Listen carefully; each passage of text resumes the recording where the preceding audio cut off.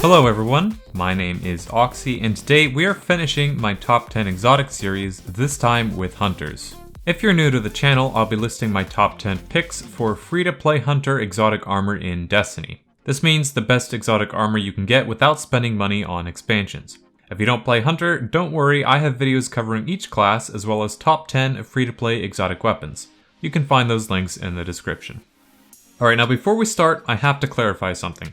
Hunters have a disgusting amount of strong exotics. Even just looking at free-to-play exotics, I had a lot of difficulty fitting all my top picks into the top 10. As a result, you might disagree slightly with my placements because there are simply too many good hunter exotics.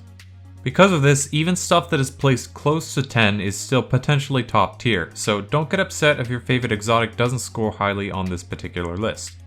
Anyways, starting at number 10 is the Ophidia Spaith. This exotic chest grants 2 knives per melee charge. This effect is very simple but powerful. Every time your melee cooldown refreshes, you get 2 throwing knives instead of 1. This synergizes well with Gambler's Dodge, which instantly grants you your melee cooldown. When used with Ophidia Spaith, you'll get 2 knives every dodge. On top of that, throwing knives were recently buffed and are a lot more deadly now. This is easily the go-to exotic for any build centered around throwing knives. At number 9 is the Raiden Flux. This exotic chest causes quick successive attacks with Arc Staff to increase its damage output and duration. I probably don't have to explain why getting more damage and duration on a super is good. In PvE, this lets you tear through adds basically indefinitely as long as you have things to kill, and in PvP, the increased damage and super duration is nice for chasing down running targets. The only disadvantage to this exotic is the fact that it only provides benefits while in your super, but unless the activity is loadout locked, you can just run another exotic until you get your super up. Next, at number 8, is the Young Ahamkara's Spine. These exotic arms increase Trip Mine grenade duration and blast radius. Ability damage grants Trip Mine grenade energy. Don't be fooled by the relatively simple description. These arms allow you to make some pretty fun ability rotations, especially when using something like Gambler's Dodge. They also provide a ton of extra damage while in Golden Gun, since Golden Gun shots count as ability damage and pretty much instantly refunds the grenade. This is a strong exotic that is useful for both neutral game and super, especially if you are a fan of Trip Mine grenades. At number 7 are the Frosties.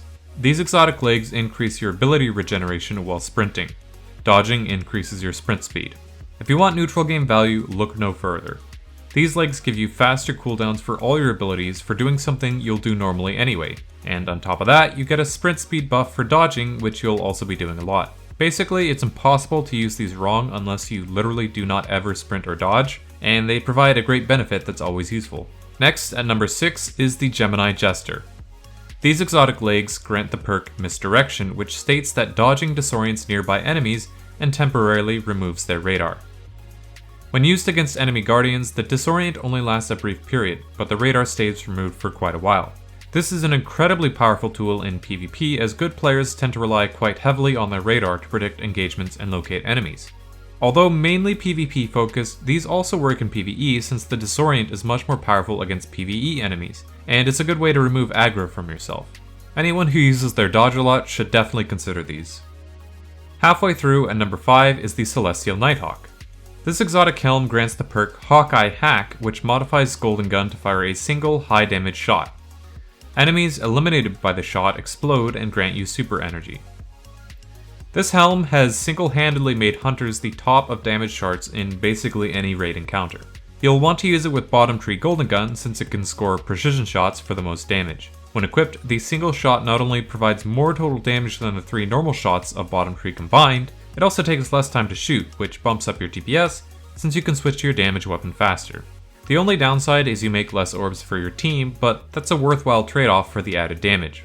If you're interested in endgame PvE at all, you need to have this helm in your inventory. And number 4 is the Orpheus Rigs, the other must-have for Hunter PvE meta. These exotic legs provide ability energy for each enemy tethered by deadfall anchors. Mobius Quiver has more shots. Previously, these would enable you to fully refund your super if you tethered enough enemies, but they were recently capped so that you can only get half of your super bar back at max.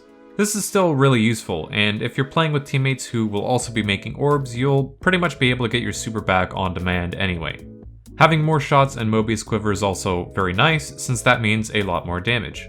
If you see a hunter in PvE, chances are they will be wearing either these or the Celestial Nighthawk. Next, at number 3, is the Wormhusk Crown. This exotic helm grants the perk Burning Souls, which states that dodging gives a small health and shield bump. This exotic is simple but brutally effective. Being able to regain health on command is a very powerful ability, PvP or PvE. Remember that this heal is tied to hunter dodge, and that with high mobility, your dodge cooldown can be as low as 9 seconds.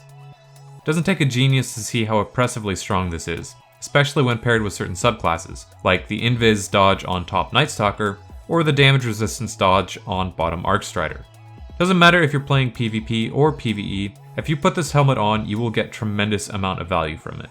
Probably the only downside to this exotic is the fact that it's absolutely hideous and basically can't take shaders at all. This is the price you have to pay for being an unkillable monster. At number 2 is the Dragon Shadow.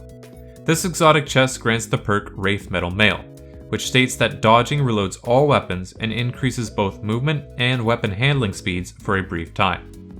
Now, don't forget that hunters have an option to reload their gun on dodge already with the Marksman's Dodge. However, this only reloads the currently equipped weapon. Using the Marksman's Dodge with Dragon Shadow is a waste, so you'll always use it with Gambler's Dodge. So in other words, every time you dodge with this exotic, you get your melee ability back if you dodge near an enemy, all weapons reloaded, maxed handling for all weapons, increased movement speed, and any class-specific dodge buffs like invisibility or damage resistance. Oh, and remember what I said about how you can make your dodge cooldown as low as 9 seconds? Well, the Wraith Metal Mail buff lasts just about that long, so you can pretty much keep all those buffs up permanently. This is the power of Dragon Shadow. It's so strong that it makes entire loadouts and builds possible that otherwise wouldn't be usable due to the handling or reload barriers. Absolutely garbage tier guns become snappy montage monsters thanks to this chest. If you're looking for a hunter exotic that is good in literally every scenario, this is the pick for you. Finally, we arrive at number 1.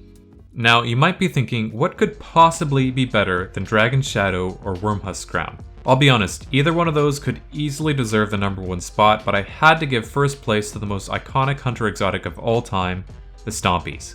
These exotic legs increase sprint speed and slide distance. They improve high jump, strafe jump, and triple jump. These are the third of the movement trifecta for Warlocks, Hunters, and Titans, and unlike the other two, they actually tell you that they improve slide distance. In addition to the sprint and slide buffs, they also increase your jump height no matter which jump you pick. With these on, a single triple jump will feel like a normal strafe jump, a strafe jump will feel like a normal high jump, and the high jump, well, you're probably going to hit your head on the skybox a few times at least. Not only is the height buffed, your jumps don't get any slower, so your movement speed in air is actually increased a little bit while jumping as well. I know Move Better might not seem like the flashiest effect, but Bungie honestly should probably make some kind of Red Bull ornament for these because they really do give you wings. If you put these on and get used to them, you'll feel like you've got weights tied to your ankles when you try to go back to normal movement. There's a good reason about 80% of hunters in Crucible have these things permanently glued to their butt cheeks. Let's just leave it at that. And if you're more of a PvE player, well, you're probably going to want to have these handy anytime you have to deal with a jumping puzzle. Plus, they just feel amazing at the end of the day.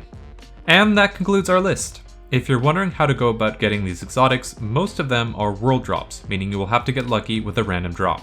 However, there's a good way to get new exotics a little easier. Every Friday, a special vendor named Xur will show up somewhere in Destiny. If you don't know where to find him, you can Google his current location pretty easily. He always sells one exotic weapon, one exotic armor piece for each class, and an exotic faded engram. The engram contains a random exotic weapon or armor piece that you don't currently own. So if you're low on exotics, find Xur, buy the weapon and class exotic if you don't have them, and then try rolling the faded engram. If you do this each week, you'll eventually acquire all the exotics pretty quickly. I hope this video was helpful for you. If it was, feel free to subscribe and tell me what your favorite exotic so far is. This is the third and final part of my free-to-play exotic armor series. If you're interested in checking out the Warlock or Titan versions, you can find those links in the description. Once again, my name is Oxy, and I'll see you guys in the next one.